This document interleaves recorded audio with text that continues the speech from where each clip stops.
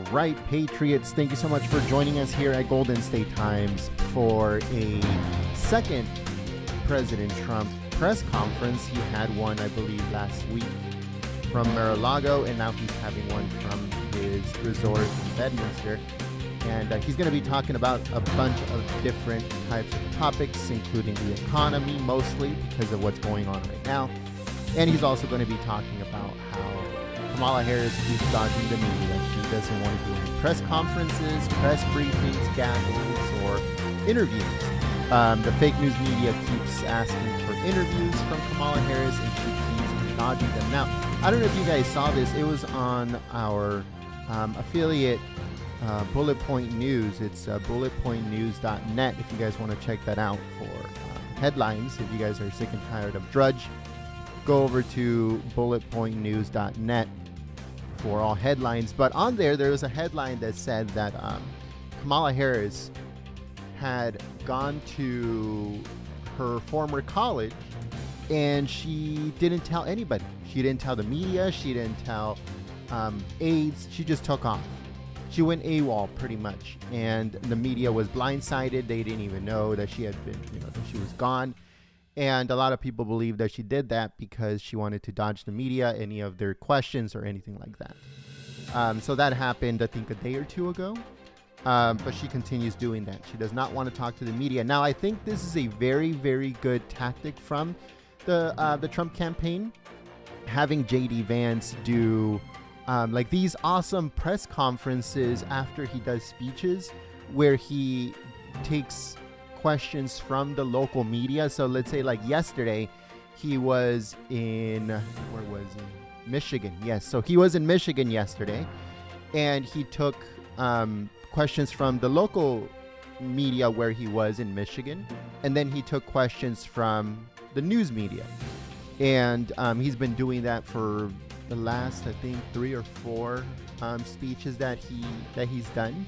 And I think that's a very good tactic of them doing that because it shows that they're available to the news media and to the American people and their questions, but Kamala Harris is not, because she needs a script. Every single thing that comes out of her mouth, even the word salad, is always scripted. She can never go off script. And that's a fantastic tactic of the Trump campaign, of doing that, doing these press conferences, J.D. Vance doing press conferences and talking about not only who he's running against also, which is Waltz, but also directly focusing on Kamala Harris. So it shows two things. It shows that both are on the same page regarding Kamala, and it also shows that Waltz is not even important enough to attack. So they're both going against Kamala Harris. They're just putting Waltz off to the side, like, you don't even matter. We're just going to put you off to the side. When we get to you, we'll get to you, but we're going to focus on Kamala. I think it's a very good tactic. It's going to help out Trump a lot by him doing these things, especially the press conferences and the Q&As that J.D. Vance has been doing. So let me make sure that it's... that we're getting ready for this, that we're getting the camera ready and making sure that it is up and running and that we can switch over. As soon as we get the green light to switch over, we'll do that. Thank you so much for joining us here at Golden State Times for this coverage. If you share the live stream on social media, thank you so much for your help. It helps us a lot, immensely, believe it or not. We don't always... YouTube doesn't always send notifications. So we want to make sure that we let people know that we are live. And the best way of doing that is by sharing it on social media.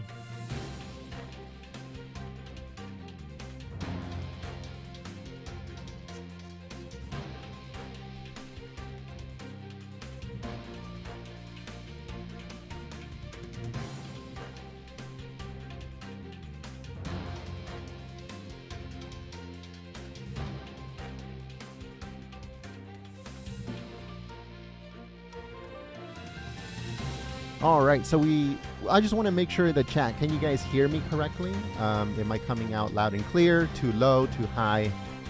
Please let me know, because I know there's some music in the background, so I just want to make sure. And I want to see if you guys kittens in the background too. Believe it or not, in my office, we're fostering 3 little kittens, and they're mostly in my office because I don't know, they give off a good vibe. So I'm a dog and a cat person, so it's not that I'm a cat person. I'm both. I have both dogs and cats.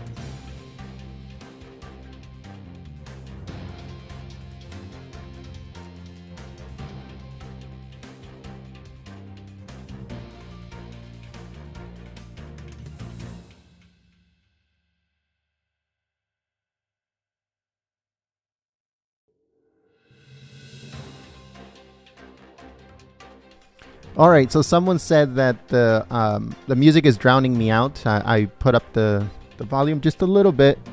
Music's too high. Okay, so let me put the music just down a little bit. Okay, here we go.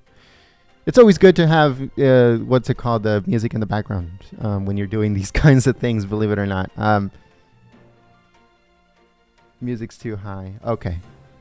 All right. So as I was saying, this is a very good tactic by the Trump campaign, both J.D. Vance and President Trump doing these press conferences. If you guys have checked out our videos of J.D. Vance, especially like yesterday, he did one in Michigan, and he was doing a Q&A. He was answering the questions from the local media, and then he was going on to answering questions of the news media. He did that. He's been doing that for the last week or two. He's done like 3 or 4 of them already in different places of the country, in Pennsylvania and stuff like that. That's very good because Kamala Harris refuses to do any type of Q&A, interview, press conference, press briefing, press gaggle, anything. Even when she boards Air Force 2, she doesn't answer any questions. She runs away from the media. So she just keeps on running and running. But President Trump, this is his second official press conference. He did one last week, I believe. This is his second one. But J.D. Vance has been consistent in doing them.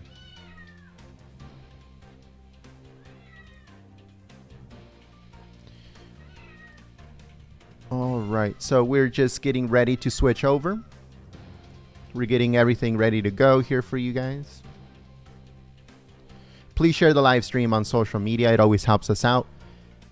It helps out immensely, believe it or not.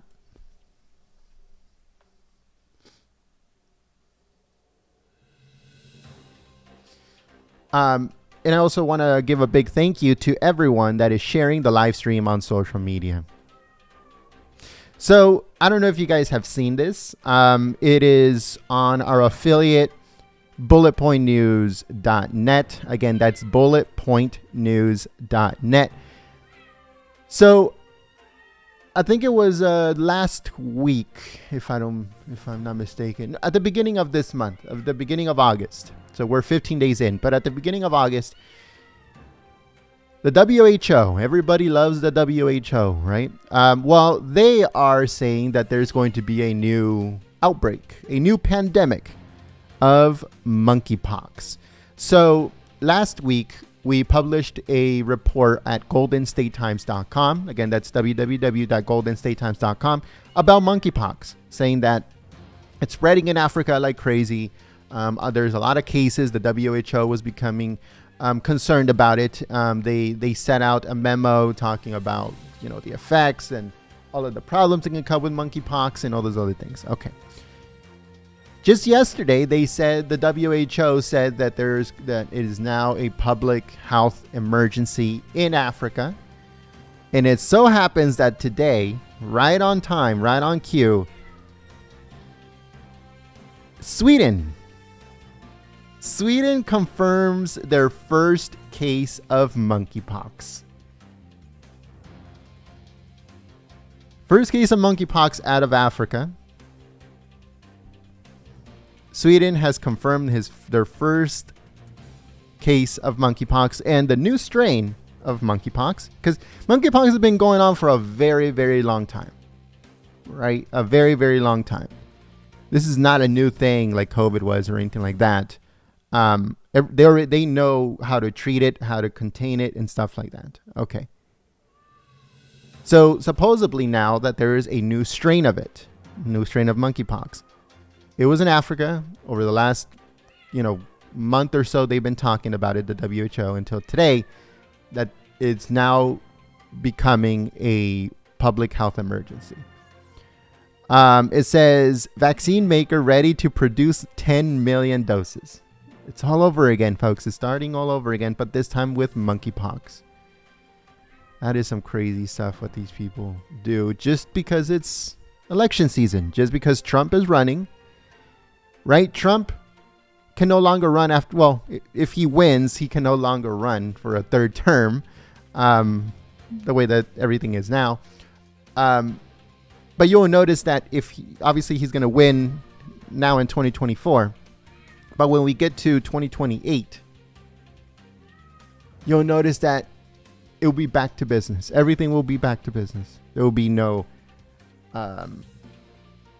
type of the WHO saying that there's a public health emergency. There will be no more like COVIDs or monkeypoxes or Zikas or anything that would ever get in between an election year. The only reason why these things were happening is because Trump is running. That's the only reason why they're doing it. Let me see if we have footage yet. Give me 1 second. We can switch over to. Give me 1 second, folks.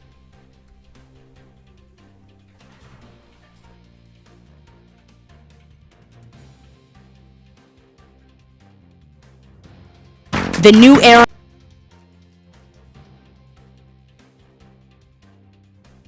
All right, so we do have footage. We're going to be switching over right now. Give me 1 second. Oh, see, I got it completely what it was. All right. So at the beginning, they didn't really say what it was going to be about or what the main point of the topic, not the main point, the topic of this press conference. And I thought, well, Vance was speaking yesterday regarding the economy. President Trump yesterday was also speaking about the economy. So that was the theme of yesterday's speech. I don't know if you guys saw it. It's on our channel, Golden State Times. But President Trump is now going to do an official press conference about the economy. And let me show you guys. It should be on your screen now. This is it. Right now he's in Bedminster, New Jersey. And as you can see, he has a bunch of stuff around him, including groceries on one side, housing and oil and everything, condiments, anything that is needed on the opposite side. So he's going to be definitely talking about the economy. He's going to be talking about inflation. He's going to be talking about inflation. He's going to be talking about the economy. That is the main theme of this press conference in Bedminster, New Jersey. Give me 1 second here. I'm trying to fix some stuff so you guys can get a better picture. There we go. Okay, so this is the press conference. Please let everyone know that we are live. I know a lot of people, they choose to go elsewhere to watch their Trump, live events and stuff like that. But we try to get as many people out here as possible. Thank you so much to the people that are here to view this press conference with us. We thank you so much for choosing us as your stream of choice. But as you guys can see, President Trump's going to be talking about the price of housing, the price of rent. I don't know how much the rent is in your area, but here in California, rent is completely out of control. 2-bedroom apartments are going for $3,100 now. If you want like a 3-bedroom apartment, which is, back in the day used to be the most expensive one, you're looking at over $4,500 a month. Mortgages are at the $6,000 mark, sometimes even $7,000. And we're not talking about like huge. When you would think about $6,000 rent or mortgage, you were thinking about a mansion or something really big with a lot of acreage or whatever, especially here in California. But now just a normal 1967 house with 2 bedrooms and 1 bathroom, you're looking at almost $6,000 a month in mortgage. I don't know how people are doing it. It's just complete insanity.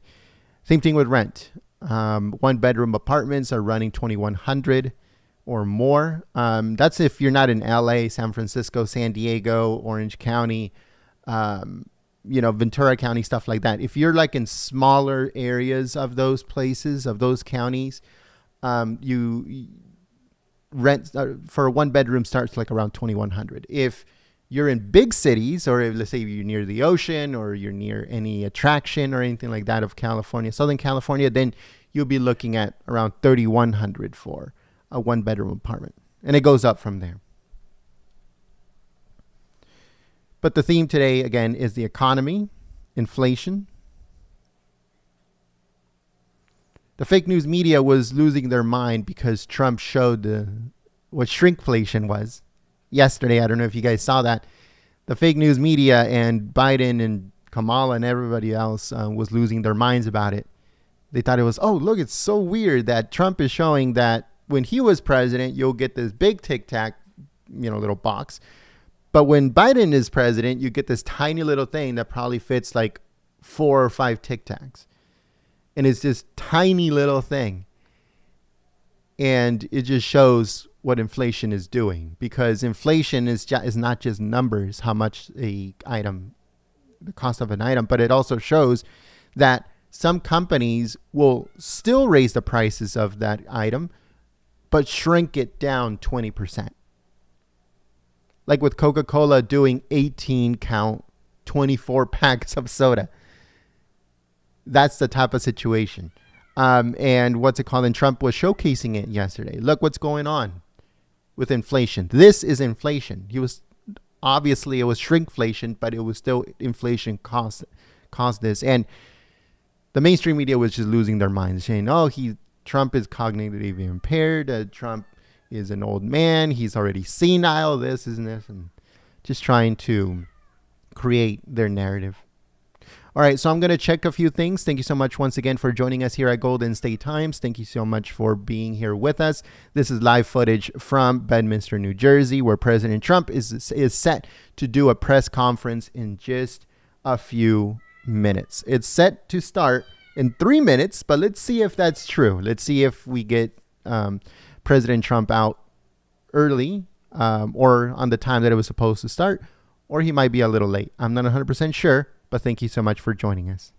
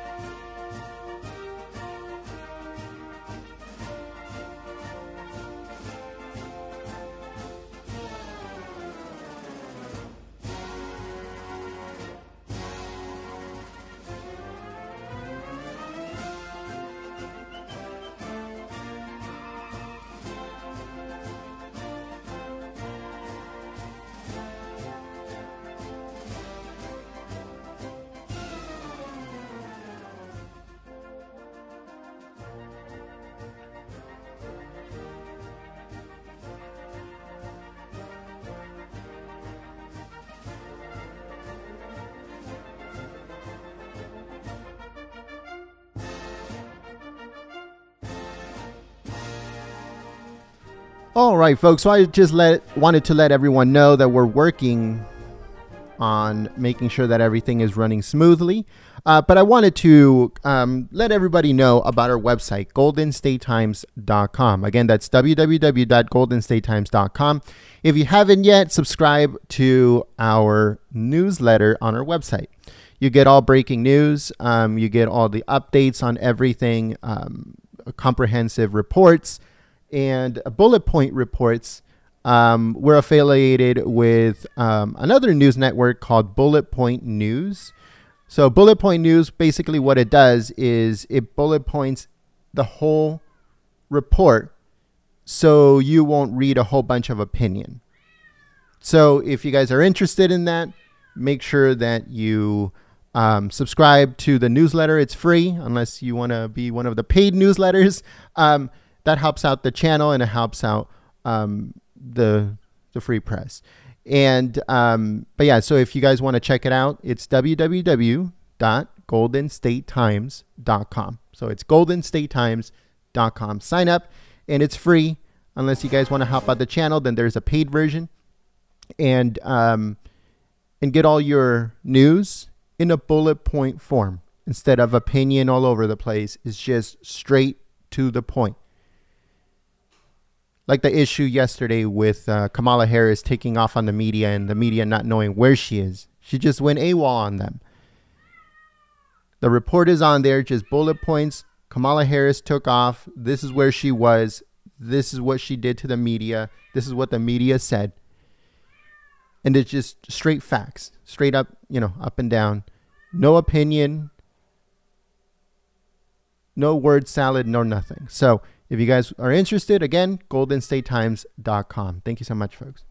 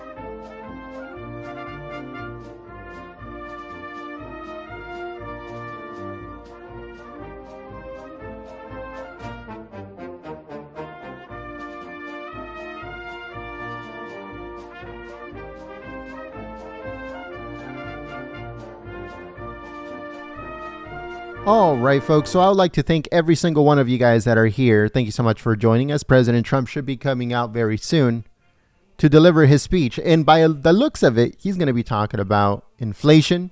He's going to be talking about shrinkflation, the economy, the housing market, what's going on right now with rent and mortgages, and also what's going on at the gas pump. So stay tuned for that live here at Golden State Times. If you guys would like to stay up to the second informed on everything that is going on, make sure you visit us at goldenstatetimes.com. Again, that's www.goldenstatetimes.com. Sign up to our newsletter and you'll get up to the second information on everything that is going on a daily basis. All breaking news, update scoops, and everything else. If you did sign up earlier to our newsletter and you got our first email, let me know in the chat. Thank you so much to everyone that has signed up to our newsletter up to right now. And if you are going to or you just did, thank you so much. Make sure to also share this video, this live stream on social media to let patriots know we are live. President Trump will be coming out soon to deliver a speech on the economy, inflation, and what we must do to defeat the Democrats in 2024 at the election.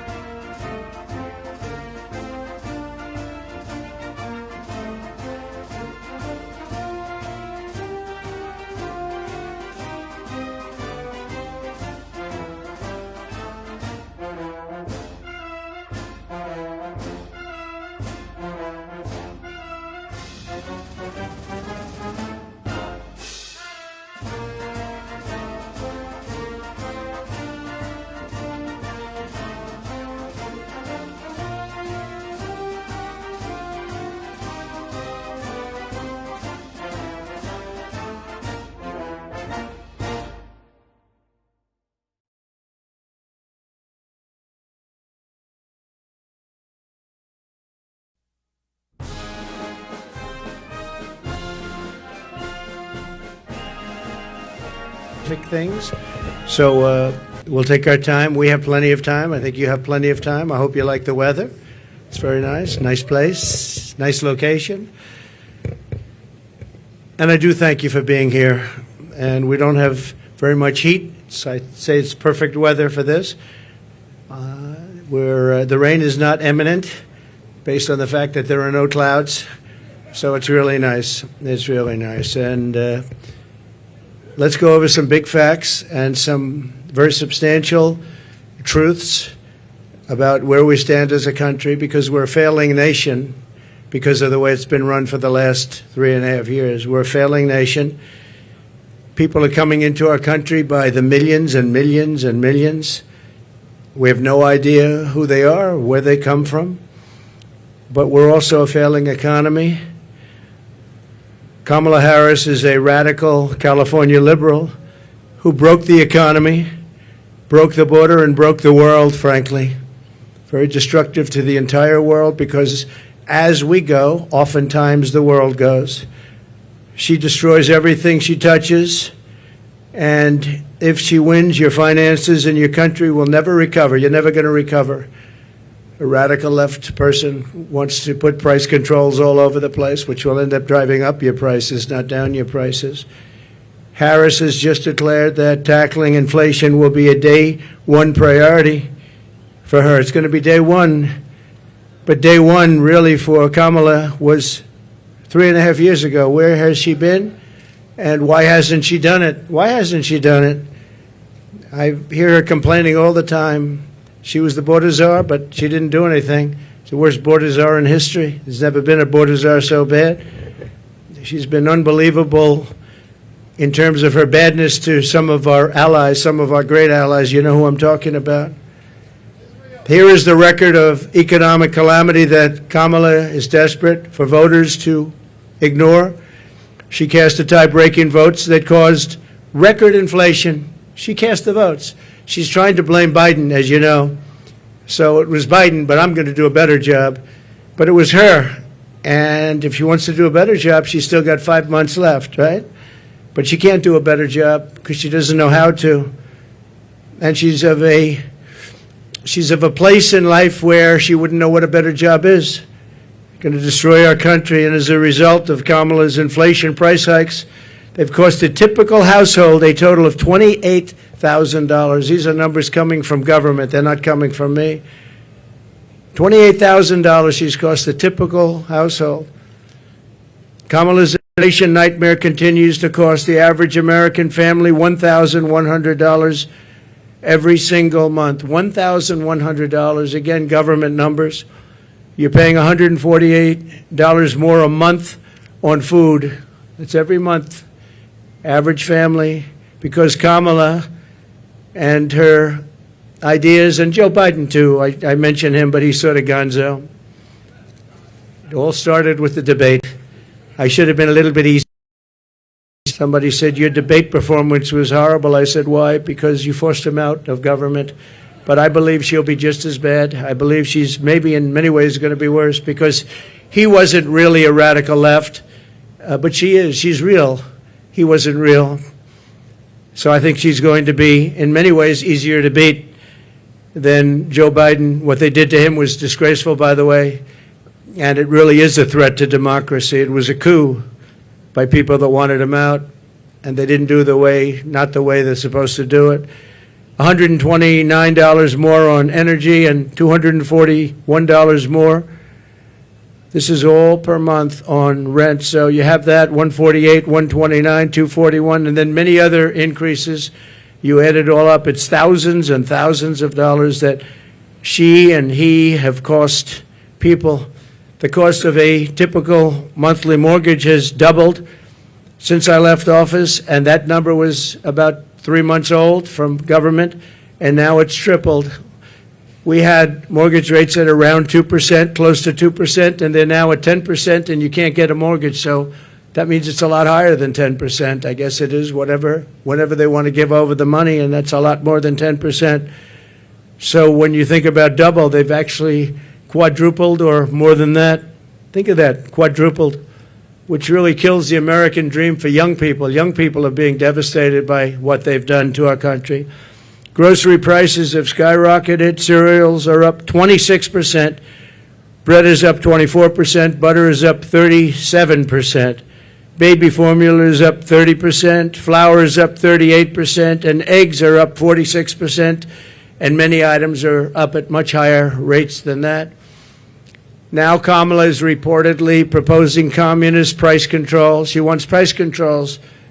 And if they worked, I'd go along with it too, but they don't work. They actually have the exact opposite impact and effect.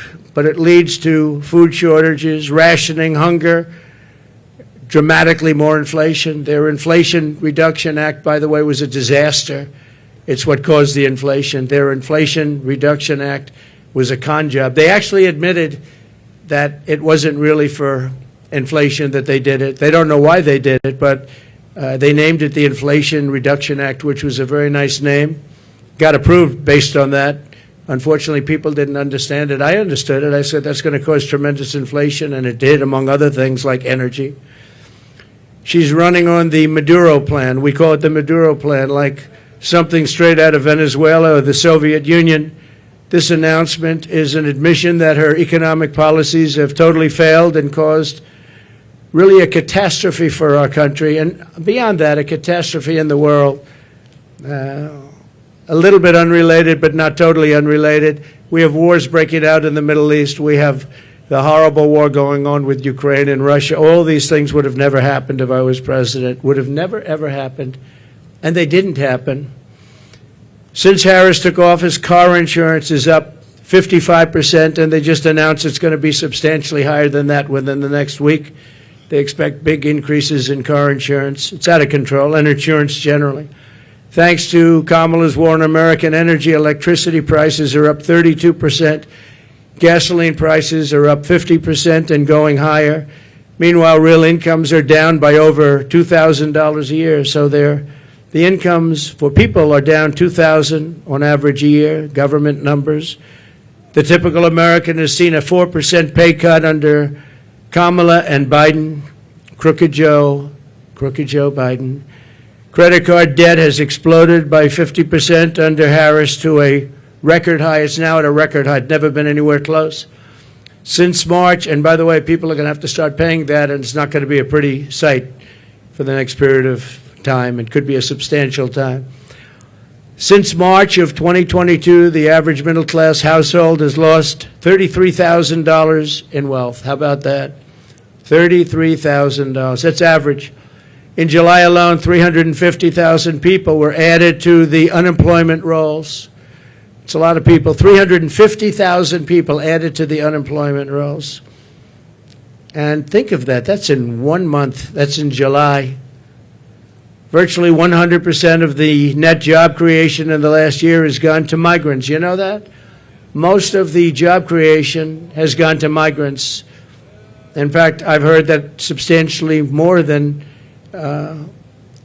beyond the number of 100%. It's a much higher number than that, but the government hasn't caught up with that yet. But virtually right now, as of the time they did this, virtually 100% of the net job creation in the last year has gone to migrants. Harris gave work permits and Social Security numbers to more than 3 million illegal immigrants to steal jobs from Americans. So think of that. And, you know, they're having a lot of problems with Social Security. I'm going to be the one to save Social Security, but they're having a lot of problems with Social Security because under their system of putting all of these people into it, it's going to blow up and fail. If she's elected, Social Security will fail. It'll be a blow up like you've never seen before. It'll be a bankruptcy of the entire system, probably the nation itself. You don't have to imagine what a Kamala Harris presidency would be, because you're living through that nightmare right now, and it is a nightmare. It's a nightmare. And you're going to stop inflation, but we're going to have a crash, and we're going to have a crash like a 1929 crash if she gets in.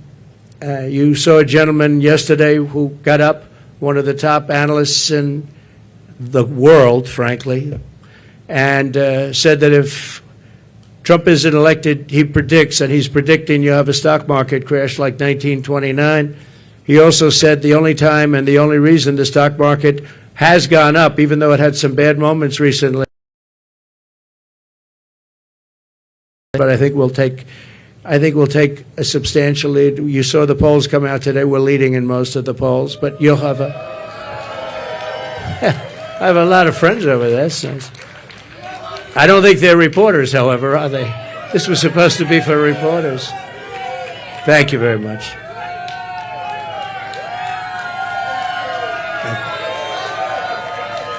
Thank you very much.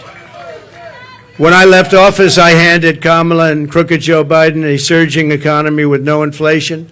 The 30-year mortgage rate was around 2%. Gasoline had reached $1.87 a gallon. We actually had many months where it was lower than that, but we hit 187, which was a perfect place, an absolutely beautiful number. Real income surged by more than $4,200 a year. when I was president. Harris and Biden blew it all up. And if Kamala wins the election, the worst is yet to come. You'll have a real problem in the future because people don't respect her in the world. People don't respect her in the economy. Economists are laughing. They can't even believe this is happening to our country. And she wants to change a free enterprise type country into a communist type country. That's what she knows. She's considered far more radical than Bernie Sanders. That's all you have to know. Far more radical. And she picked somebody that's far more radical than Bernie Sanders. He approved a bill recently, tampons in boys' bathrooms. He wants tampons in boys' bathrooms. It's terrible. It's terrible. But that's the person that she picked. Surprising pick to me. I was shocked. He's also got one of the worst run states. Many people are leaving the state, sixth most. And from her state, she destroyed, as the Attorney General, she destroyed California along with Gavin Newsom. And she, San Francisco, you know, was a great city 15 years ago. Now it's considered almost unlivable. You can't live there. And what they've done to that great state with the beautiful weather like this weather, they have this weather all the time. And they have the ocean, they have the sun, they have everything good. But what they've done to it is a shame. And she's going to do the same thing to our country. It was the policies. They had a recent article, and I didn't know this, but you're allowed to rob a store as long as it's not more than $950. Has everyone ever heard of that? You can rob a store, and you have these thieves going into stores with calculators calculating how much it is. Because if it's less than $950, they can rob it and not get charged. That was her that did that. Harris is campaigning on the largest tax increase in American history, including ending the Trump tax cuts, one of the largest tax cuts ever in our country's history, and working with families, a gigantic capital gains tax hike they want, and a new wealth confiscation tax. It's called wealth confiscation tax, which isn't going to make all of her supporters, you know, she's got some supporters that are wealthy people because they're stupid people, but they're wealthy people. She said that a 70 to 80% tax rate is, quote, a bold idea that should be discussed and studied. 70 to 80%. She co-sponsored legislation to abolish very popular private health insurance, which 150 Americans rely on, dumping everyone onto inferior socialist government-run healthcare systems with rationing and deadly wait times while massively raising your taxes.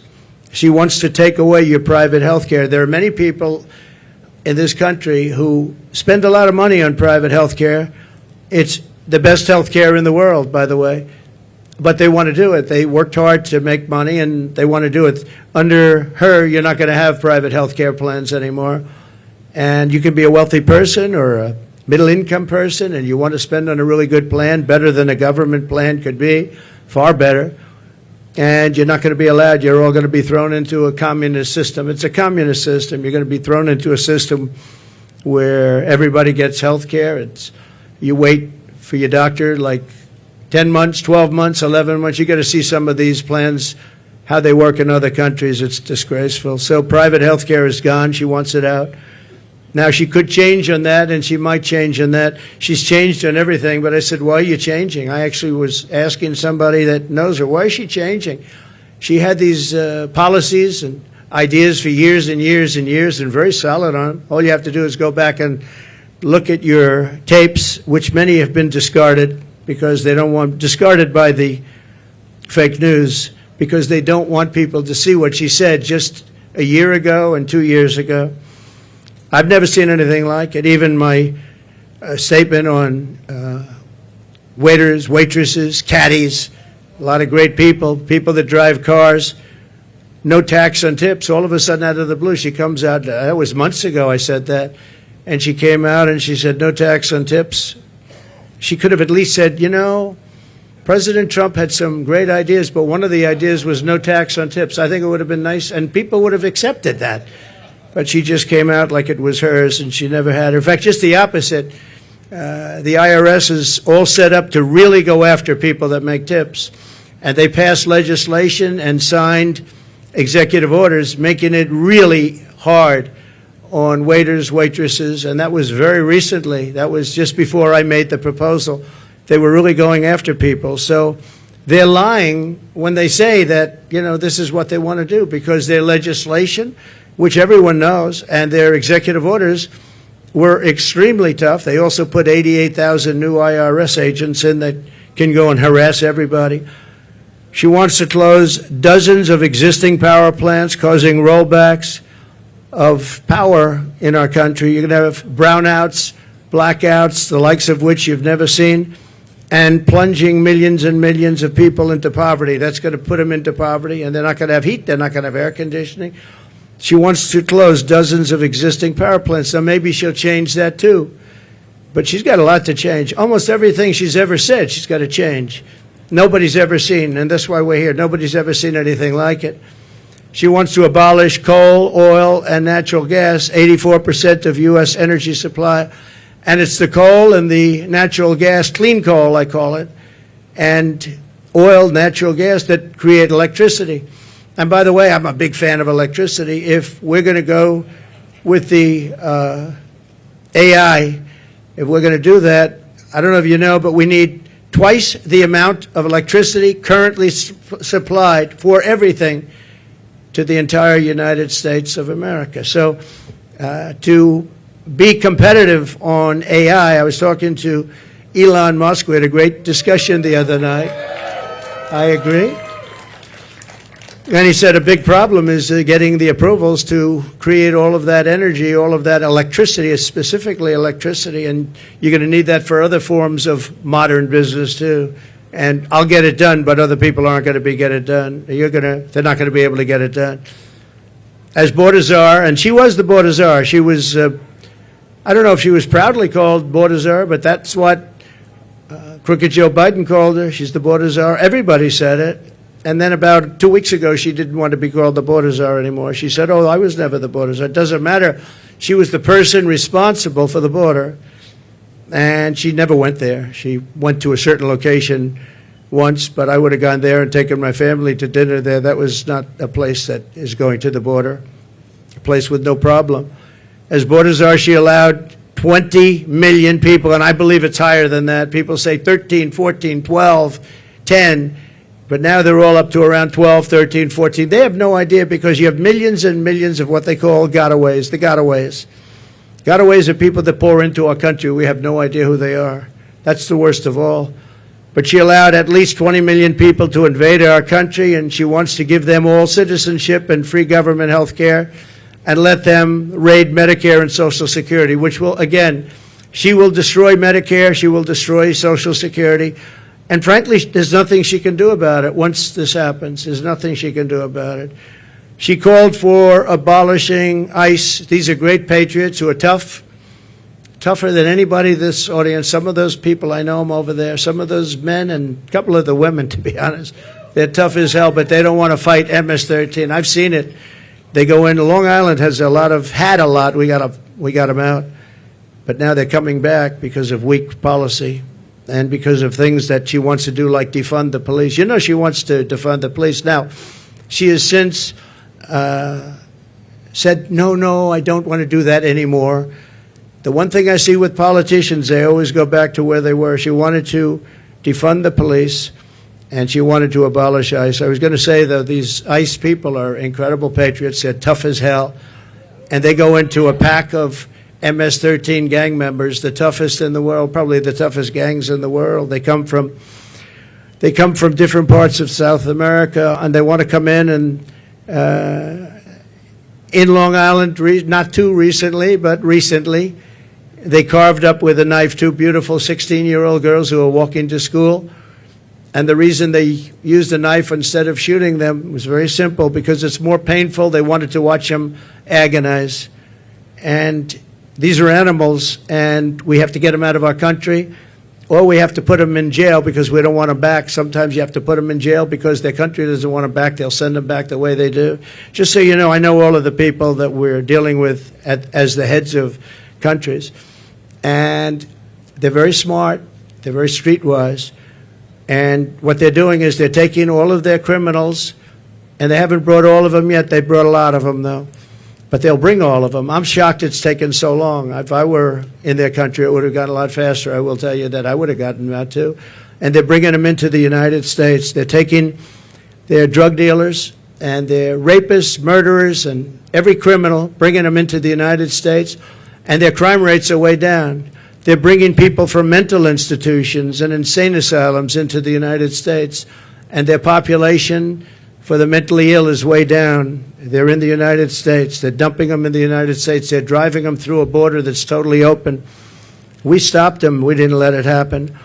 And when I first came into office, you know the story, that President Obama at the time had no way of getting them back. And I said, I want to get all of the MS-13 in particular out of our country, bring them back to where they came from. A general said, sir, that won't be possible. Why? Because they blocked the airports, they blocked the roads, they blocked everything. You can't do it. I said, so they're making a concerted effort? Yes, sir, they're making a concerted effort. We can't do it. They put planes on the runway so we can't land the planes, sir. And the same thing with the roads. They block up the roads. So if we have buses coming in, they block up the roads. They're totally blocked, and they're terrible. It's been that way for years, sir, all the way back to Bush.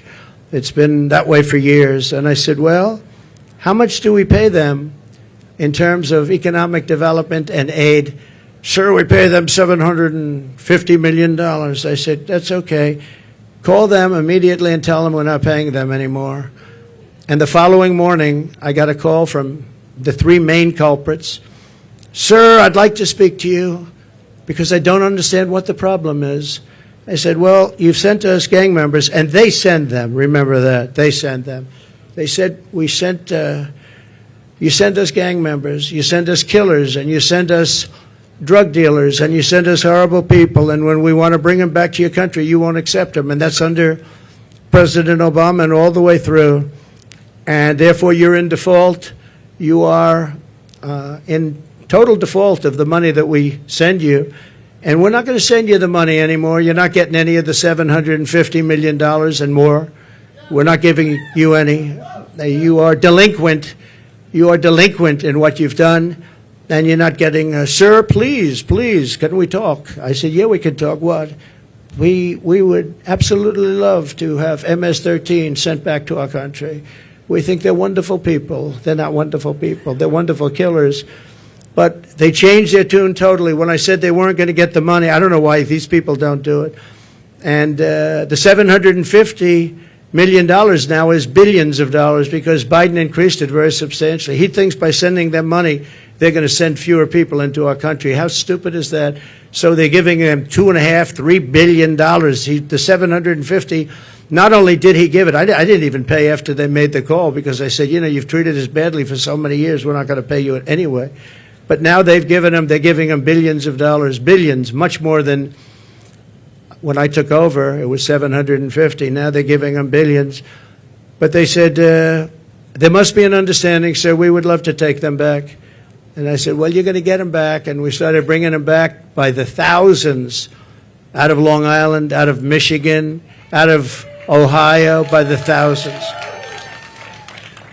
And she compared ICE agents, these brave people, to the KKK. She said, the ICE people, the ICE agents, I compare them to the KKK. Well, they don't really, because, you know, when you go into like Long Island, like Ohio, like Michigan, we had a lot of them, and you see these men, in most cases, the agents, get out of a van and walk into, they call it a pack. It's a pack, not like a political pack, slightly different, even nastier, hard to believe, right?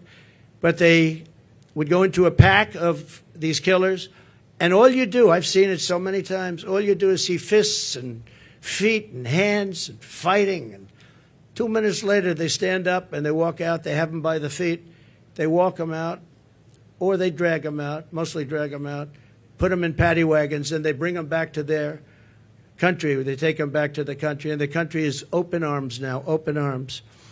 And it's an amazing thing. For her to say KKK is very unfair, but she doesn't know. She doesn't want to know. She's a very strong communist lean. She wants to end detention of illegal alien migrants, releasing vicious monsters into our communities to rape, maim, and murder our population.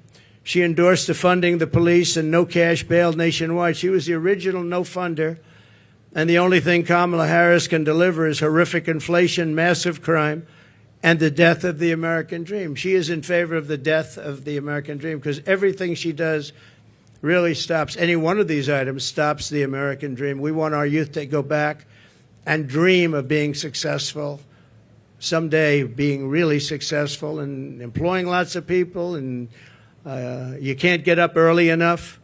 I gave up that life for a life of politics. I gave up these beautiful places that I have all over the world for a life of being abused by the fake news media. And yet I would do it again. Somebody asked me the other day, would you do it again? I said, absolutely. Why would you do it? Why would you put yourself through?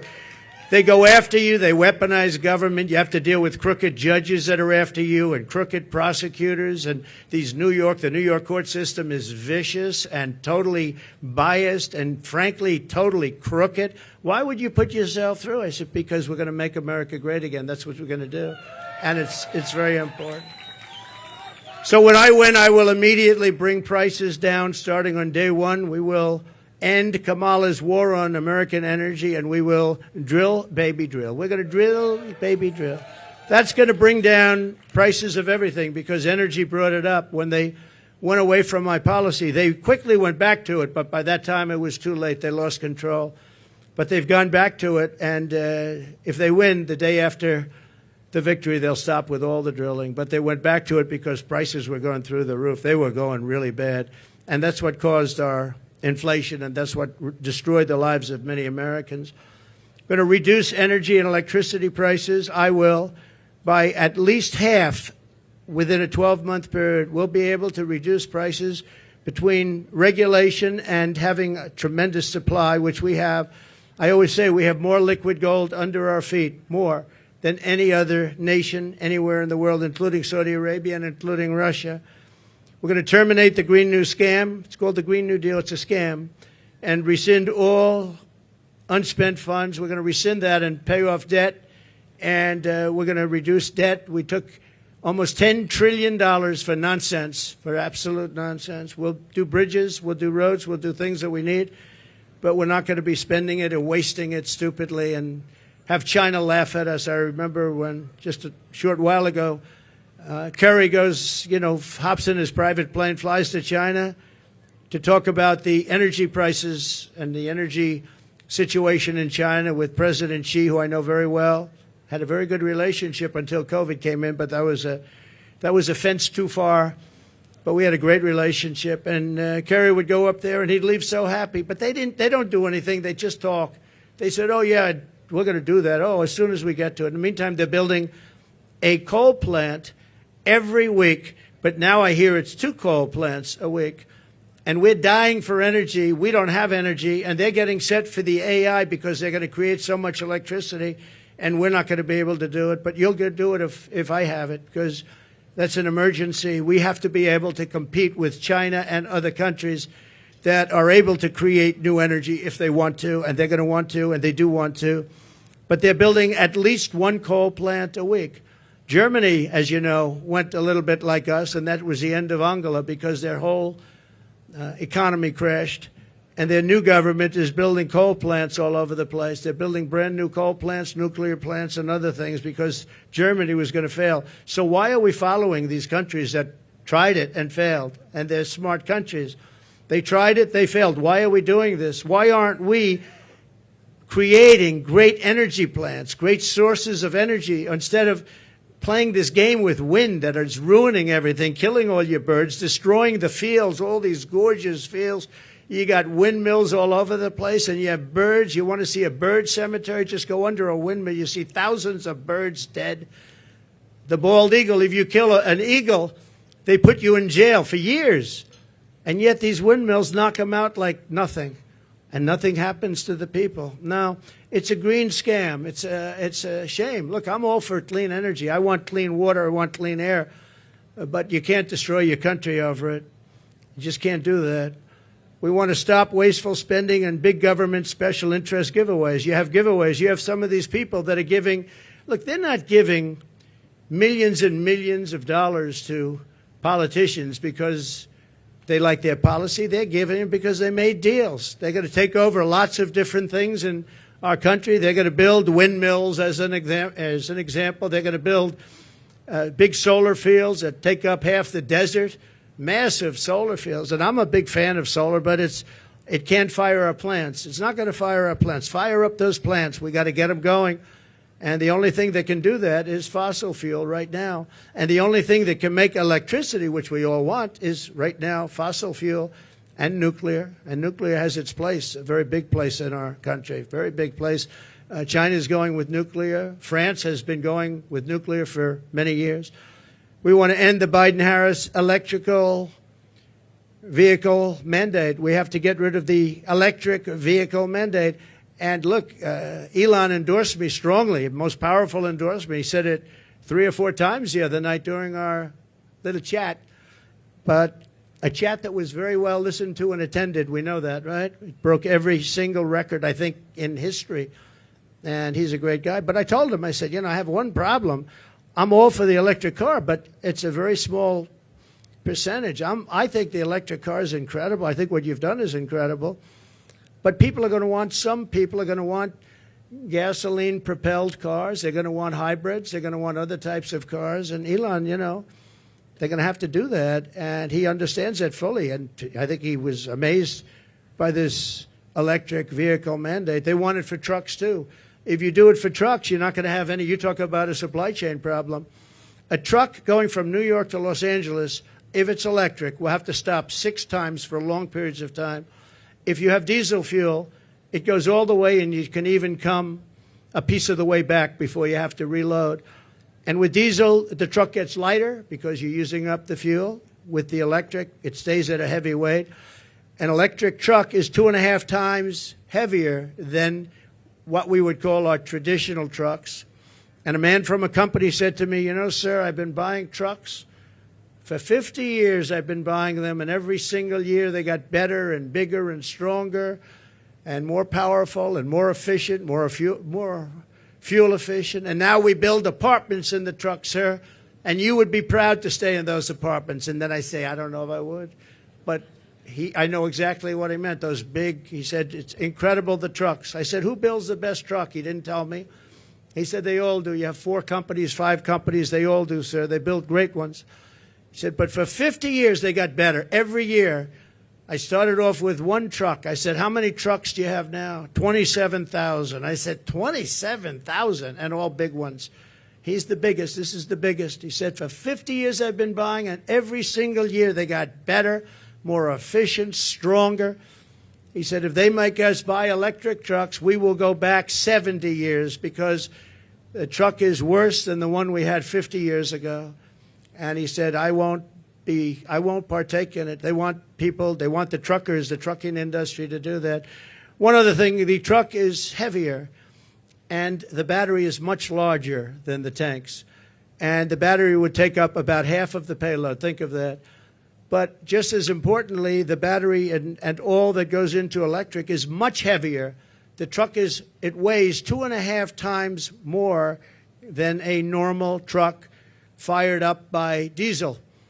And he said, if that's the case, sir, you would have to rebuild every single bridge and road in America because the weight is so enormous.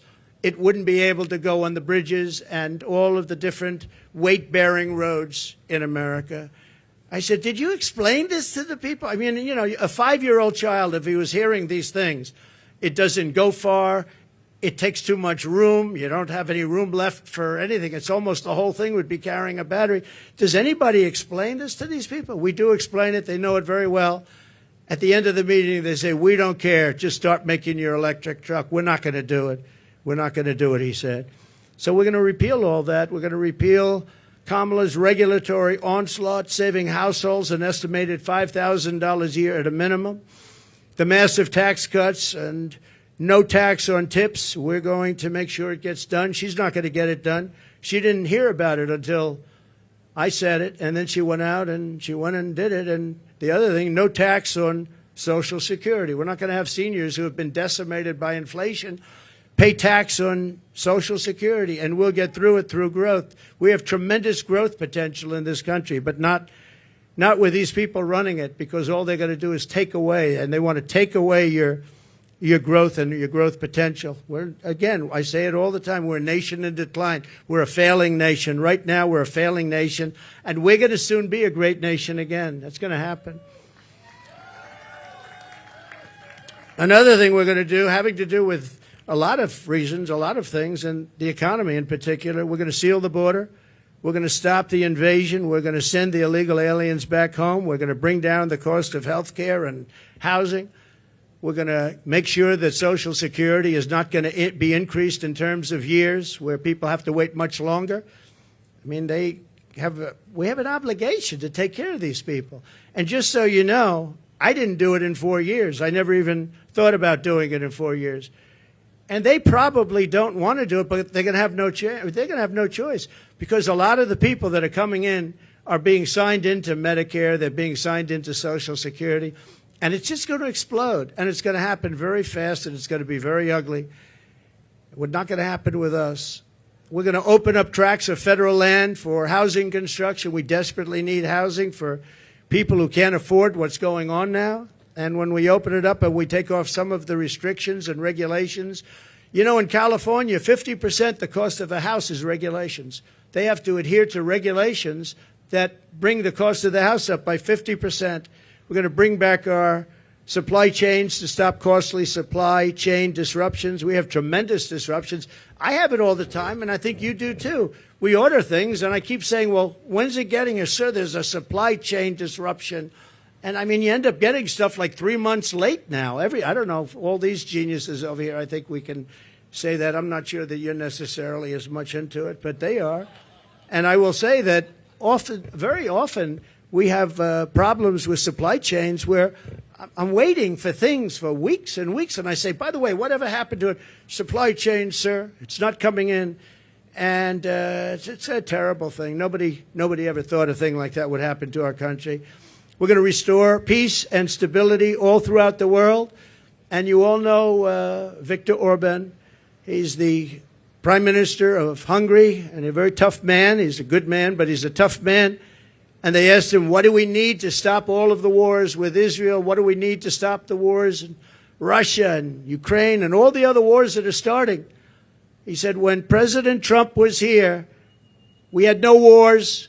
We didn't have Russia lining up at the borders to go and attack Ukraine. We would have never had Hamas, because Hamas had no money, because Iran had no money. I said to China and everybody else, if you buy from Iran, you can't do business in the United States. And I'm not looking to be bad to Iran. We're going to be friendly, I hope, with Iran. Maybe, but maybe not. But we're going to be friendly, I hope. We're going to be friendly, but they can't have a nuclear weapon. They can't have a nuclear weapon. And we were all set to make sure that they don't have a nuclear weapon, because once they do, it's a whole different world. It's a whole different negotiation. But Viktor Orban said, if you put Trump in, nothing's going to happen. Everyone's going to be peaceful, because they were afraid of Trump. Now, I don't like saying that I said that. I would say maybe they respected Trump. But he said they were afraid of Trump. They didn't know where he was coming from, and they were really afraid of him. They're not afraid of these people. And being afraid isn't so bad, but I would say more importantly, they respected me. But he didn't use that word. He said they were afraid of Trump. And we would have not had any problems with China and Taiwan. We wouldn't have had any problems with Ukraine and Russia. We wouldn't have any problems with anything. But we will stop inflation. We will make America affordable again.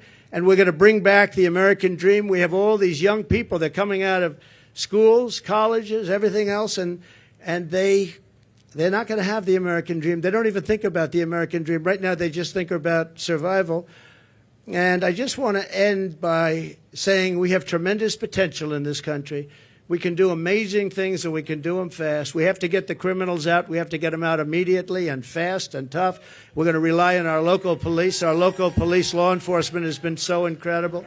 And they know. Somebody said, how will you get them out? How will you know? The local police know the name and serial number and middle name and last name and where they come from of every single bad guy that's come into our country.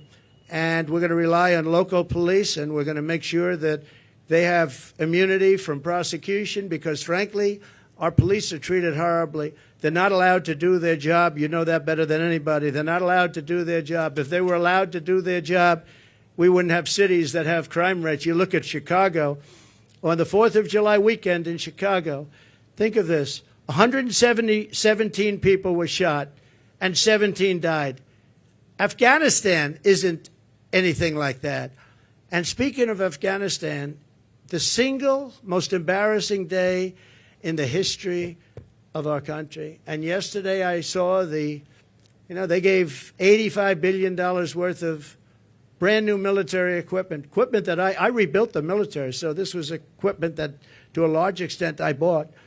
But brand new, and they had a parade yesterday, a beautiful parade. We were going to get out with dignity and strength. We were there for 21 years. And we were going to keep Bagram because it's 1 hour away. Bagram is this massive Air Force base that I visited.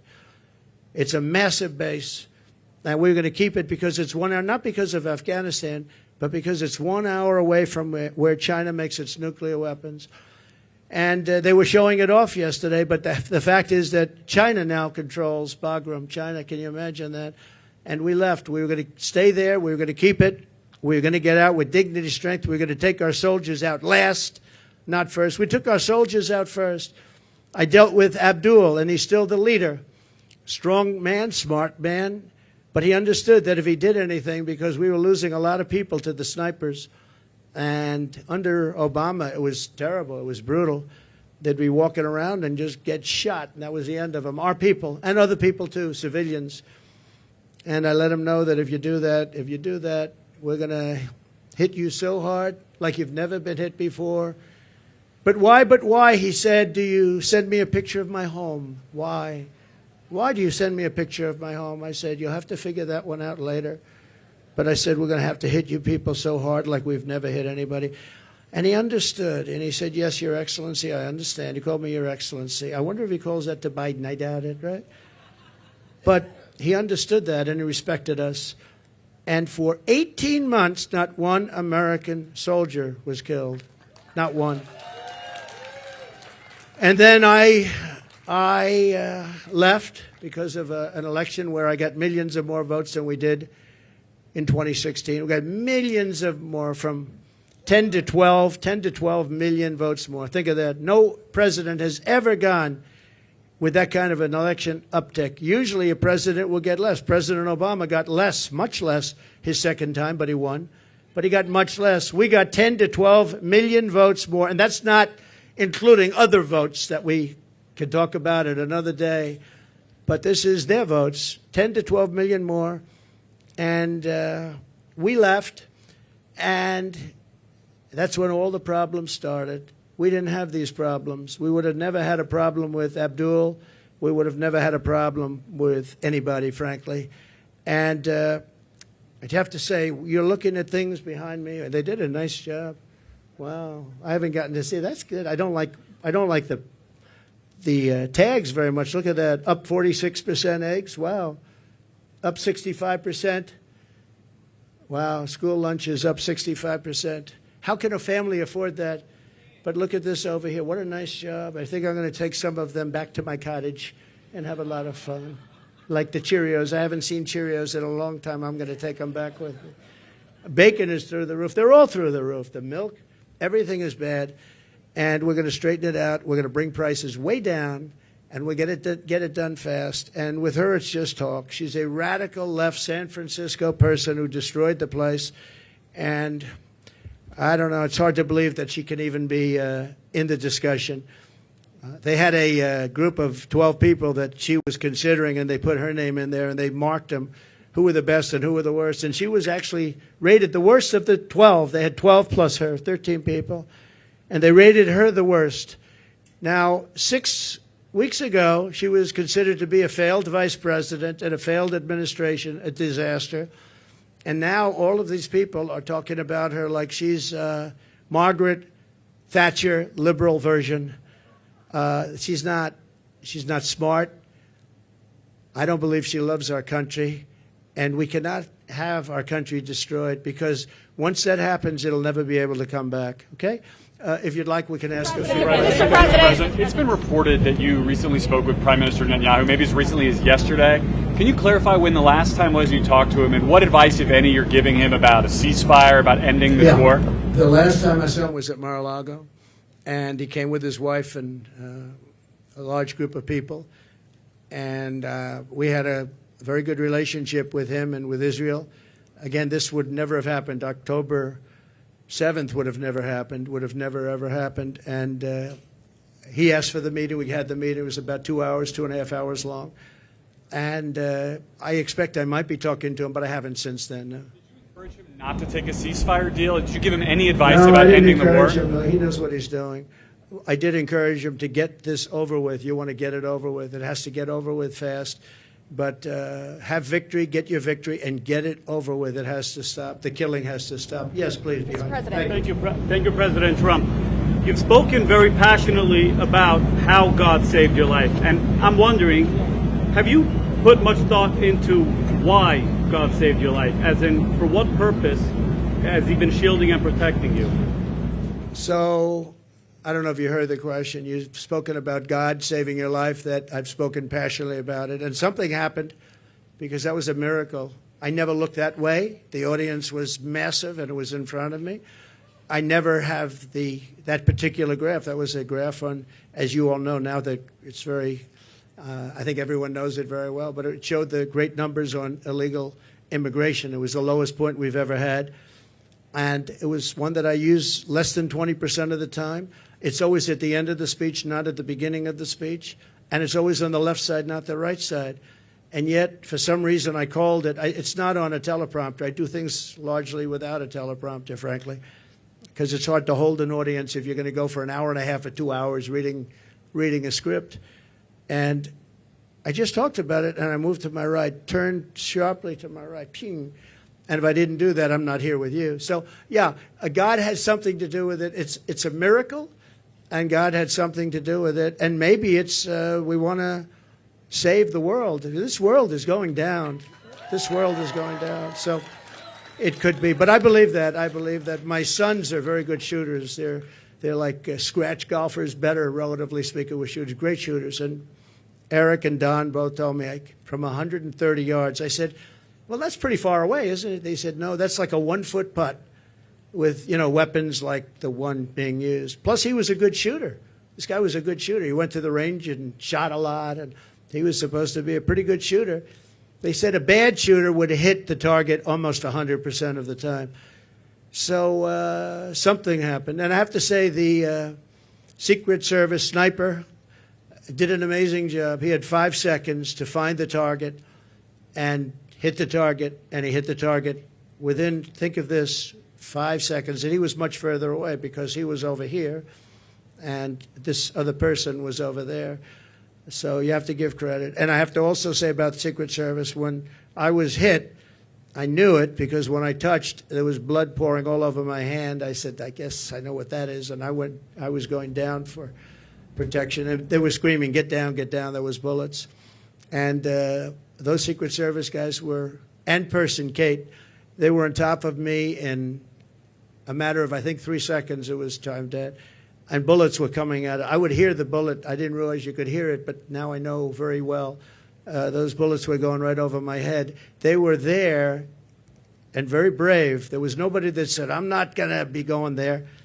They just, they were there very quickly, and they were very brave. There were mistakes made, obviously. He shouldn't have been up there. The roof should have been taken care of, and there were mistakes made. There's no question about it. But there was a lot of bravery also. We have to remember that. Okay, thank you very much. Mr. President. Thank you. I'm going to talk about credit card debt for just a second. You've got all these items. It's a record. It's a record. Credit card. 48% up. And many families going into debt just to pay for groceries. Yeah. What's your message to Americans right now that you can make America affordable again? Well, I would say my message to them. So he said, credit card debt is at the all-time high. It's never been like this. What's your message to America? How are we going to solve that, and what will they do? You know what I think they should do? They should, on November 5th or sooner, if it's early voting, which Largely it is, which is ridiculous. We should have one-day voting, paper ballots. We should have voter ID, and we should have proof of citizenship, because people are voting and people are going on now without citizenship. But we should do it, and maybe we'll be able to get that done, too. It's one of the things I want to do. But my message to them would be very simple. Vote for Trump, and we're going to fix the problem. We're going to get it fixed. We'll get it fixed. Follow-up question, yes, if I could. Kamala's been promising on day one, I'll do this. And for basically 4 years, she's promised this day one. Yeah. What will you do on day one to turn this country around? So she is saying when she gets in, she's in now. And especially with Biden, because, I mean, he's not in the best of shape. But you know what? She's in there now. She can do anything she wants. And she's still saying, if you elect me, I'll do this, I'll do... Why didn't she do it? Here's my one question. It's the easiest question. Because she complains about everything. Why didn't she do it? That's all I ask. On day one, we're going to drill, baby, drill, and we're going to close the border, and we're going to let people come in, but they're going to come in legally. They're going to come into our country legally. But on day one, we're going to do many things. You know, I can do a lot of things at one time. But the question's often is, what's the first thing you're going to do? I would say we have a tie. We're going to close the border. We're going to stop the millions of people coming in, and we're going to take all of the criminals that have come in, and we know every one of them. I know. And the local police know better than anybody else. They're going to work with us. I've spoken to a lot of the sheriffs, every police, virtually every law enforcement group in America has endorsed Trump. I don't think anybody's endorsed Kamala. Not one. I don't think anybody's endorsed them. And you know that better than anybody. In Florida, all over California, they've endorsed me. We have the relationship I have with law enforcement. And these are great people, and people that we have to really cherish and respect and let them do their job and protect them. And you'll always have a bad apple in everything. You have bad apples as reporters. That I can tell you many. I'd say about 80%. But you're always going to have bad apples. But you have very, very few when you look at it. Very, very few. You have to let them do their job. You have to protect them. But basically, we're going to drill, baby, drill. We're going to get the energy prices down almost immediately, and we're going to close the border, and we're going to get the crooked ones out, the bad ones out, and we're going to let a lot of people come in, because we need more people, especially with AI coming and all of the different things, and the farmers need, everybody needs. But we're going to make sure that they're not murderers, killers, drug dealers, and the kind of people that we have largely coming in right now. Okay? Mr. President, many of your allies who want you to win in November say your current strategy isn't working, that you need to stop with the personal attacks on Kamala Harris and deliver a more disciplined message. Do you agree? And also, you added more people to your campaign today. Yeah. Is that a sign of a shifting strategy? No, I think it's a sign of we want to close it out. We have great people. Susie is fantastic, as you know, and Chris is fantastic. They're leading it. Corey Lewandowski's coming in. He'll be, personal envoy, or he'll be at some level. They're going to be, they're doing a great job. Look, we've taken, with all of the abuse we've taken from the fake news media, all of this horrific abuse we take, and all I want to do is make the country good. All I want to do is have strong borders and good education. We want to have choice for education. So important, so many different things. You would think it would be the other way. We rebuilt the military. We did so many great things. But that's the way it's been for Republicans, and I guess more so for me than anybody in history, and that's okay, because we're leading in the polls. For the most part, we're leading in the polls. We were leading Biden by a lot. We're leading now, but I think when she's exposed, I think we're going to beat her by a lot more than we would have beaten Biden by, because he had a little group of people that have been voting for him for a long time. She doesn't have that. People don't know who she is. As far as the personal attacks, her, because of what she's done to the country. I'm very angry at her that she'd weaponized the justice system against me and other people. Very angry at her. I think I'm entitled to personal attacks. I don't have a lot of respect for her. I don't have a lot of respect for her intelligence, and I think she'll be a terrible president. And I think it's very important that we win. And whether the personal attacks are good, bad, I mean, she certainly attacks me personally. She actually called me weird. He's weird. It was just a soundbite. And she called J.D. and I weird. He's not weird. He was a great student at Yale. He went to Ohio State, graduated in 2 years, at the top of his class, and all of these different things. And And we have this guy that's running a very failed state, who's had a terrible career. I mean, you have him saying they're weird. No, he's a weird guy. And she's weird in her policy. Who wouldn't want to have strong borders? Who doesn't want to have lower taxes? You know, all my life I've watched as politicians campaigned, and I've always been on, for the most part, on the other side, on the side that these people are on. And they always talked about, we're going to reduce taxes. This is the only campaign I've ever heard where they're saying, we're going to increase your taxes. And then people say they're going to vote for him? I don't know. So I don't think so. I don't think people know who she is yet. When people, because really people didn't know. You can ask the man on the street. I saw it on one of the shows today. They asked the man on the street, what's the last name of Kamala? Nobody knew. It's Harris. Nobody knew the last name. I don't even use it because nobody knows who I'm talking about. People don't know who she is. She's a radical left socialist. But beyond that, I mean, she's way beyond socialism, who's going to destroy our country. And when they find out, I think you're going to see something. But right now, even not knowing her, and with all of like the cover of Time magazine, they didn't put a picture. They got a great artist to do it. What was that all about? What was that all about? The whole thing is crazy. I just want to win for the country. Some people say, oh, why don't you be nice? But they're not nice to me. They want to put me in prison, just so you understand. They tell me I should be nice. They want to put me in prison. It's never happened before in the history of our country. I did nothing wrong. I have crooked judges. I have crooked prosecutors. And they're all Democrats, all Democrat areas, other than in Florida where you had a brilliant judge who ruled in my favor. I won the case, the documents case, won it in its entirety. And Jack Smith, deranged Jack Smith, suffered a defeat.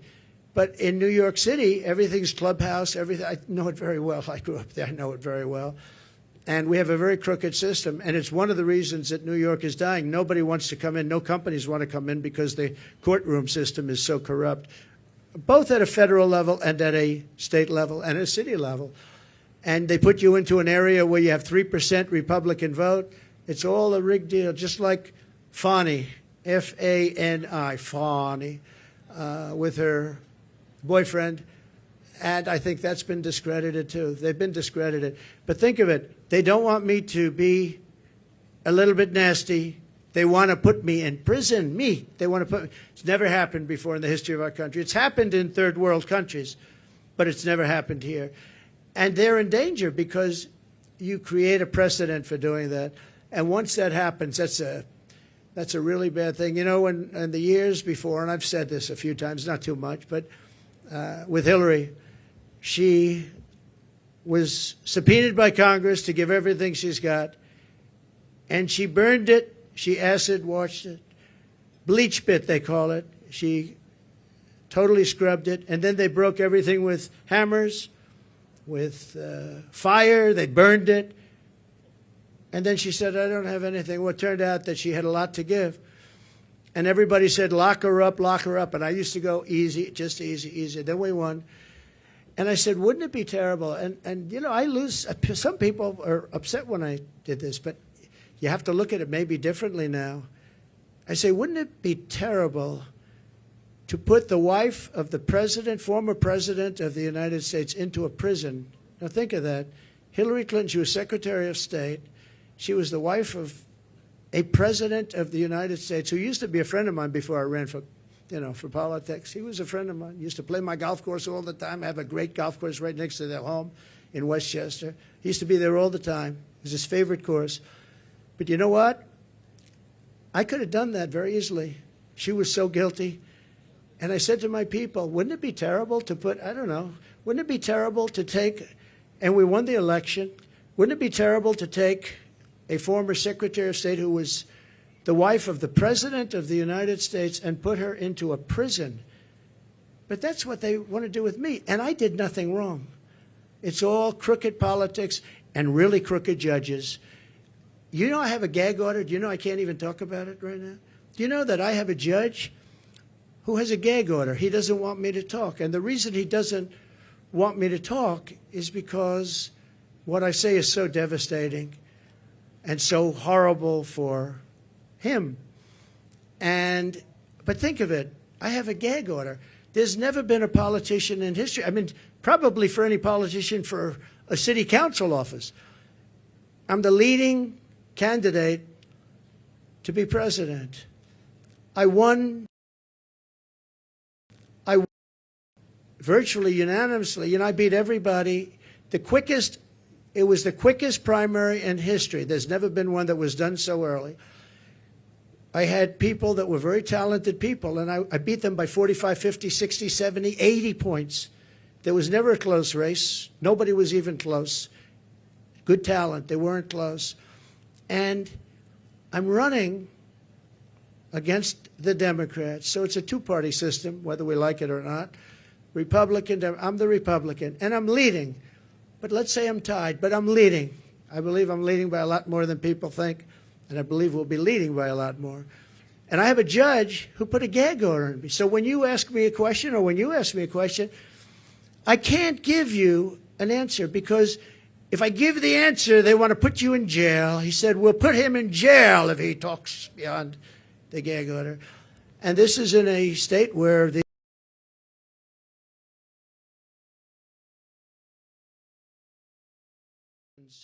generally, although I have one case where we a certain judge, I won't use names, but the Attorney General case where we won 5 appeals on the same case, the most ever trial. It was a ridiculous, horrible decision where you have a very, very biased voting population and a judge whose hatred of Donald Trump was beyond belief. And we won the case, but he ruled a ridiculous amount of money, civil case. Ruled ridiculous. Now, this is what they're doing is interference with an election. They want to interfere. Look at the one thing they want to sentence right before the election takes place. Ruled ridiculous. No, this is what they're doing is interference with an election.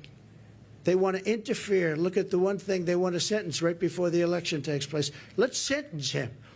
Because who's going to vote for him if we sentence him? Let's sentence him right before. No, this is interference with a presidential election at a state level, and it's a state that always goes Democrat. It's interference, and as you know, the Supreme Court ruled recently on immunity, and I'm immune from all of this stuff that they charge me with.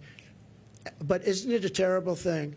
And yet Hillary Clinton, when it came time to make a decision, I said, I don't want to put the wife of the President of the United States in prison. I want the country to come together and to be unified. And here it is a few years later, and these people say, let's put him, why? Because I challenge an election? Because I want to challenge an election, or some other reason? It's a really disgraceful thing. It's a shame. And it's a very dangerous thing for both parties, because once they start that ball rolling, once they started rolling, that's a nasty ball. Yes, please. Please. 2 quick questions here. Nikki Haley told our Brett Baer that Republicans need to stop whining about Kamala Harris, focus on courting those independents, those suburban women, the moderates out there. What do you think of that strategy, and would you consider having Nikki Haley on the campaign trail with you? Sure.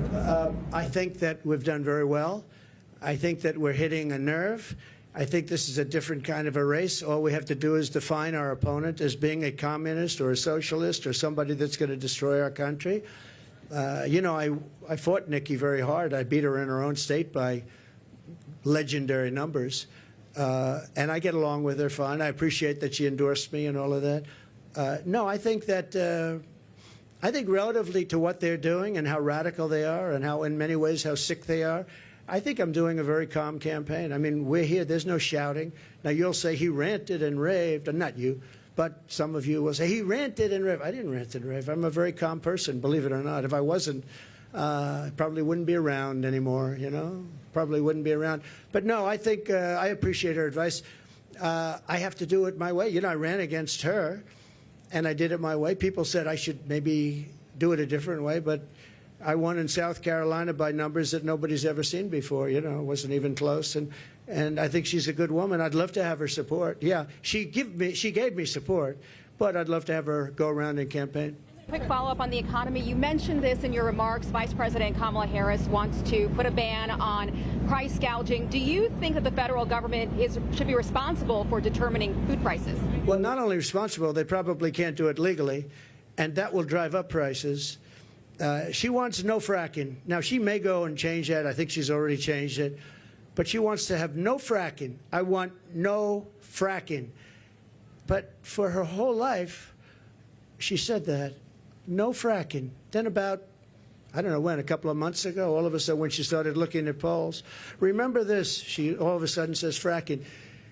I don't think I won Pennsylvania, and I did much better the second time. I won it in 2016, did much better the second time. I know Pennsylvania very well. I don't think there's any way in hell that somebody that's intelligent living in Pennsylvania is going to vote for somebody that basically will eventually end fracking, end fossil fuel.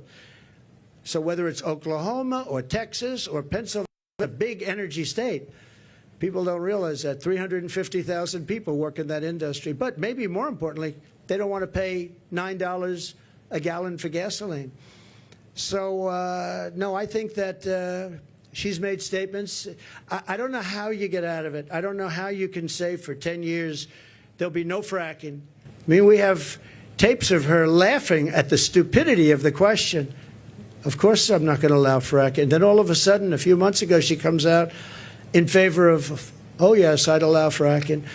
I don't think anybody in Pennsylvania will be. I think she's going to do very badly in Pennsylvania. You have to frack. We need the energy, and Pennsylvania needs the jobs, but Pennsylvania needs the energy also.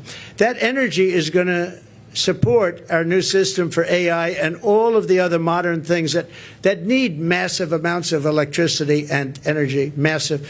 So it's a very good question, actually. But we have to unify as a country. We have to come together, and I think we can. You know, I get that question oftentimes, and I used to think maybe there's no way because, you know, some people want a border, some people don't want a border. Most people do want a border.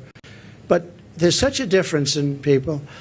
But just before COVID coming out, so 3 years, we went a long period of time, and we had an economy going the likes of which no country had ever seen before. I think you would agree. There's never been anything like it. And people were coming together. People were calling me I would call them radical left. But I would say very liberal people, very progressive people. They came to me. We would like to get together. In fact, we worked out criminal justice reform. I was the only one that could have done that. I won criminal justice reform, and I got that for black leaders that came to see me. Criminal justice reform. Obama couldn't do it. Biden wouldn't even try. But nobody could do it. I got that done. And I got conservative votes to get it done. They needed at least 5 very conservative votes. It was very hard to do. I got that done.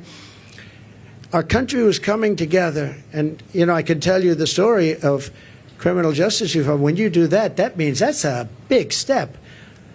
But I was seeing people that were not seeable, that I wouldn't want to see them and they wouldn't want to see me. And all of a sudden, I was having lunch with people that, if I told you who they were, you wouldn't even believe it. Our country was coming together. Success was bringing our country together. And it can be done. Success will bring our country together again. It can be done. It was an amazing phenomenon. And I used to say, I don't know, it's awfully tough to get it together. I've never seen anything like it. Like, for instance, me getting criminal justice reform done. And I did that with Democrats and some very conservative Republicans who said it's very unfair where people are staying in jail for 35, 40 years. And today they wouldn't even be charged with a crime for what they did. And we got it done, and I was very proud of it. But our country was coming together. The black population had the best numbers they've ever had on jobs, on income, on everything. The Hispanic population had the best numbers. Asian population, men, women, young people with diplomas from the best schools, Harvard, MIT, the Wharton School of Finance. They're all coming together, and everybody was happy. And young people without a high school diploma. The best MIT students and people without a diploma were all working. They were making more money than they've ever made. There wasn't one group that wasn't doing better than it was the year before, 2 years before, or 10 years before. It was the best our country had ever done, and we were leapfrogging China. China didn't have a chance. I took in hundreds of billions of dollars in tariffs from China. Hundreds of billions of dollars. No president ever took in 10 cents. And what happened was an amazing thing. We had a great, successful country, and our country was unifying. It was the first time anyone's seen it, but our country was unifying. From some of the polling out there, I know you're saying that you're leading in some polling, but there is other polling out there. A Fox News poll out just yesterday has you up by just 1 point. How do you break away? 1 or 2 points, yeah. And Fox News has always been my worst poll, believe it or not. And even Fox News had me up by 1 or 2 points yesterday. Came out, I think, 2 points, 1 point. I also think, I tend to poll low. In some cases, really low. In 2016, I was polling low, because people didn't want to say who they're voting for. I don't know if that's supposed to be a good thing or a bad thing, but it is what it is. And we did very well in 2016, and we did much better in 2020, much better, but bad things happened. Through COVID, very bad things happened, so we're not happy about that. Yes, I've seen you around a little bit, so go ahead, please. Mr. President, thank you for doing Thank you very much. Thank you. So you talked about how COVID from China was a fence too far.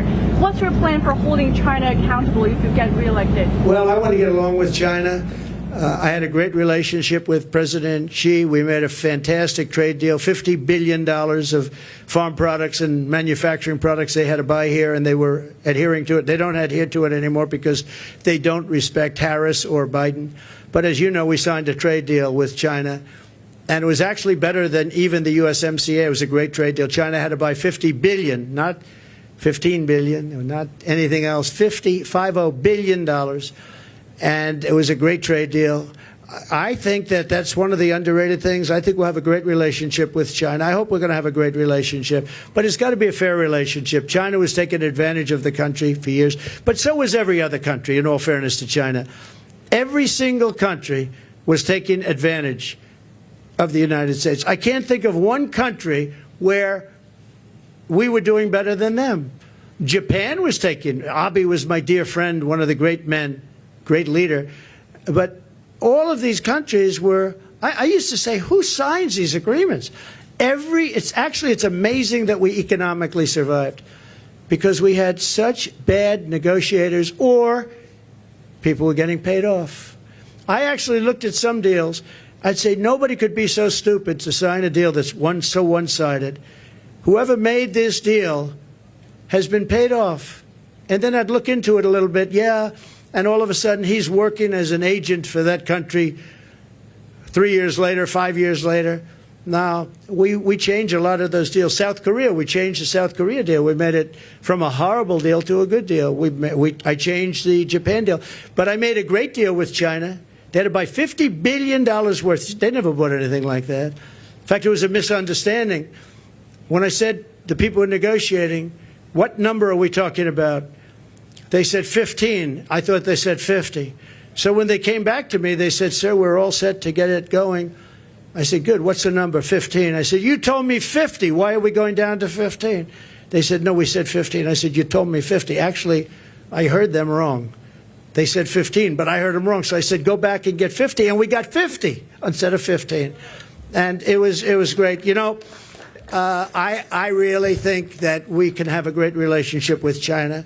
We can have a great relationship with a lot of countries that right now. One of the things with China, I know as much as any country, but all of the countries, the one thing is they have to respect you. If they don't respect you, and I was very tough in countries like Japan, and yet Abe, who was a great man, assassinated, horribly assassinated. He was a great man. He was a great leader. But I believe, and I was very tough on him. I was very tough on Russia. Russia, I was probably the toughest. I ended Nord Stream 2. I ended the biggest deal they've ever done, the biggest pipeline in the world, the biggest. All of Europe was going to be supplied by Russia, and I ended the deal. It was dead. And then Biden comes in and approves it. And they say, oh, I was nice to Russia. No, Putin actually said to me one time, if you're supposed to be, friendly with me, I would hate like hell for you to be angry at me because you are brutal. Think of it. not only that, the sanctions, but forget the sanctions. I ended Nord Stream 2. The pipeline was dead. And then Biden comes in, and he got $3.5 million, in all fairness, from the mayor of Moscow's wife. Remember that? During the debate, we brought it up, and Chris Wallace, who's not the father, he is not, there is no resemblance between him and Mike Wallace, that I can tell you. He said, you shouldn't be talking about that. I said, why not? They got the family, $3.5 million from the mayor of Moscow's wife. Why wouldn't I talk about that? He wouldn't let me talk. I said, I'm negotiating against two people, not one. I turned out to be right, because a year later, that was a big scandal. Why did he get $3.5 million? But Biden approved immediately the pipeline in Russia, Nord Stream, and he killed the Keystone XL pipeline, 48,000 jobs. He killed it. He did the exact opposite of what he should have done. Yes, please. I know you had your hand up. Nice to see you. Thank you, Mr. President. Thanks for taking my question. You referenced your conversation with Elon Musk earlier this week. I want to ask you about that. You praise how he treats workers, saying they go on strike and you say that's okay, you're all gone, so every one of you is gone. Are you really comfortable with companies threatening to fire workers who go on strike? Well, no, I want companies to get workers that are going to love them and work for a wage that lets the company make a profit so they can go and expand. In that case, they moved, as you know, they moved the company from California, Elon, from California to Texas, because they were able to get things that California wouldn't give. And I did ask him one question. You're moving a very big company out of California that's been there for years into Texas. Did the governor ever call you and say, like, let's work it out because we don't want to lose you? And he said he never called. Governor Newsom, he never called. And you would have thought, if I were governor of California and if Elon or anybody else, they have oil companies leaving, I would be calling. But no, Elon wants to run an efficient company, and if he has to he got rid of a lot of people on X, or former Twitter, a lot of people gone, and it still works. It still works. So you got to run the company productively, and there are going to be a lot of jobs around. I want it so that a person doesn't get lucky and find a job. I want a person that can look for 10 jobs, and all 10 companies want them, and you negotiate much more than you'd get by doing what you just suggested. So, you know, he's a strong man. He's a strong guy. He's a brilliant guy. And he wants to get the best he can, and he wants to get the best workers. He pays a lot of money to a lot of his workers. It's, to a certain extent, supply and demand. But ultimately, that's what's going to lead to a great country. So, just to follow up on that really quickly, because some people took it that as you saying that you would be comfortable with companies threatening to fire workers. Sean O'Brien, who spoke at the Republican National Convention, saying that firing workers who are wanting to organize or striking is economic terrorism. So just to be clear, that's something that you are not comfortable with? Yeah, they weren't organizing against Elon. He let them go because he was having a lot of problems in California. They were making it impossible for him. In California, what they were doing with the taxes and everything were making it impossible for him. And Sean O'Brien's a great guy from the Teamsters you're talking. Yeah, Sean is great. I think Sean would understand it better than anybody. Don't forget, the unions are really threatened by what's coming in, by these millions and millions of people coming in. Sean O'Brien understands that. The black population is absolutely threatened. The Hispanic population is absolutely threatened, because these people are coming in. They're going to take their jobs. They're going to make it very, very hard. What's happened in our country is very dangerous, very bad thing. One more on the economy, sir, because Governor Tim Walz is out on the campaign trail today, and he's been saying that he believes that you want things to get worse so that you can campaign on it, that you're rooting for failure. What's your response to that? I wish I didn't have to do this. If our country were run by Democrats and it was run beautifully, where we were really being productive and everything else, I would have never done this. I wouldn't have done it if I thought I couldn't have won. I think I can win. I think I can win easily once they're exposed for what they are, which is, you know, radical left lunatics, and that's what they are. They're going to ruin. She's going to ruin our country. Going to ruin our country. And I just hope the people of our country, and I believe they are, because I see it already happening, but I hope they are able to think for themselves, because if they think for themselves, if they look at the destruction that's going to be caused by Kamala and this person from out of nowhere, he came out of nowhere, a state that I love that state, but a state that's doing so poorly.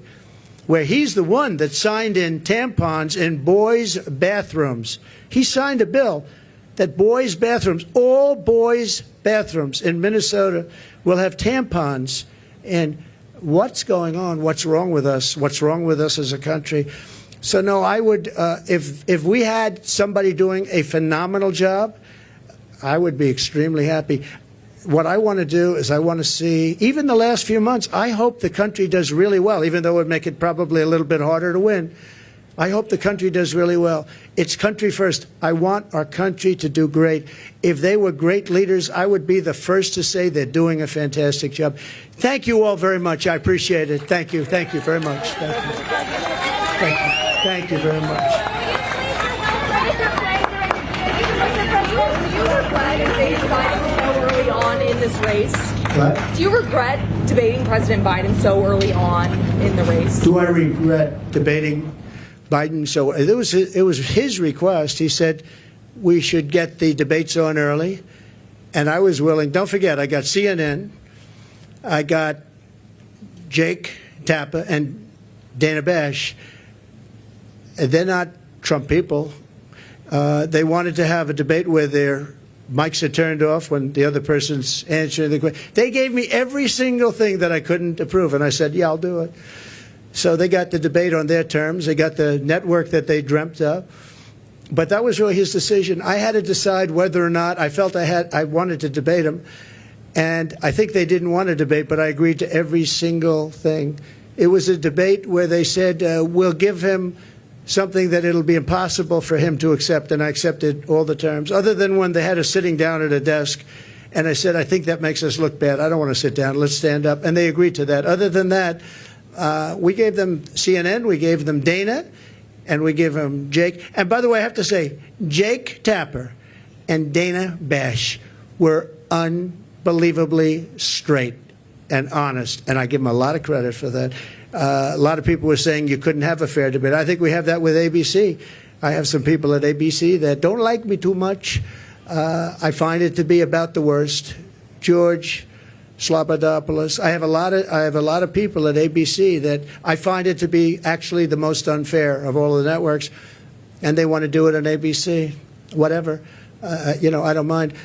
The question that you're asking, though, about whether or not the debate should have happened would have been a better question to ask of Joe Biden, because had he not done the debate, he would still be running for president, and people would be hiding him.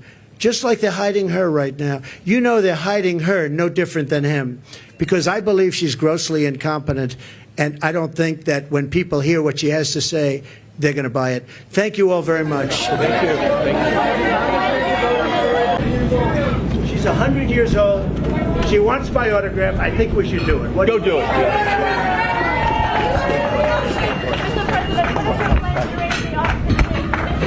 Follow him if you can. Follow him. I think it's going to be a disaster.